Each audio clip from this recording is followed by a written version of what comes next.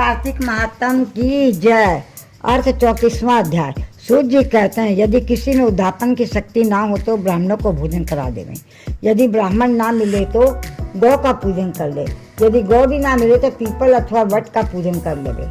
यह सुनकर ऋषि पूछने लगे कि महाराज, वृक्ष तो सभी समान है, फिर पीपल तथा वट वृक्ष को ही श्रेष्ठ क्यों माना गया है? तब सूर्य जी ने कहा, विष्णु का, वट शिव का तथा पलाश ब्रह्मा का रूप है। फिर ऋषियों ने पूछा, ब्रह्मा, विष्णु तथा महेश, शिव या सब वृक्ष भाव को कैसे प्राप्त हुए?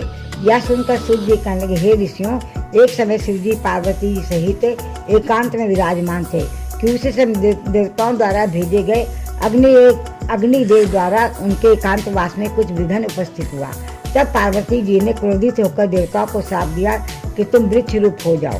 तब विष्णु जी गया में जाकर पीपल, शिव काशी में अक्षय वट और ब्रह्मा जी पलाश रूप हो गए।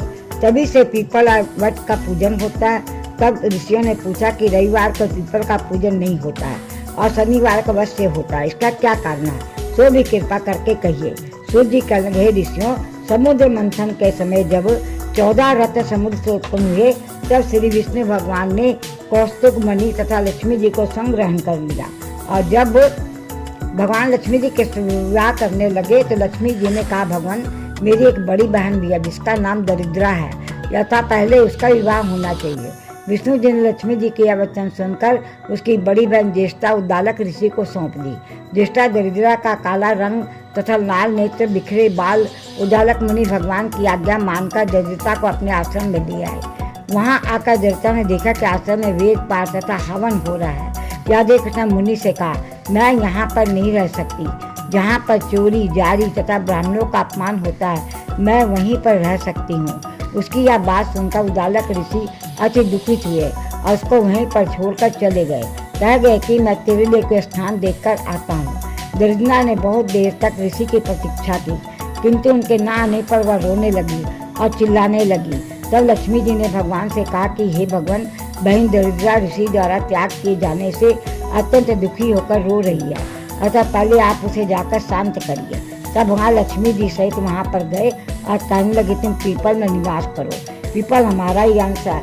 जो कोई कार्तिक शुद्ध पूर्णमासी को पीपल देश का पूजन करेगा वह तुमको ही प्राप्त होगा और उसके यहाँ लक्ष्मी का वास होगा। जो शनिवार को तुम्हारा पूजन करेगा, सूत लपेटेगा, उसके समस्त मनोरथ सिद्ध होंगे, परंतु दूसरे दिन अर्थात रविवार को जो तुम्हारा स्पर्श करेगा वह दरिद्री हो जाएगा।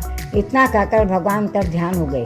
सूर्य जी कहते हैं, जो कोई इस कथा को कहता या सुनता है उसको प्रयाग तथा बद्रिका आश्रम तीर्थ जैसा फल प्राप्त होता है। बोलो कार्तिक महात्म की जय, लक्ष्मी नारायण की जय।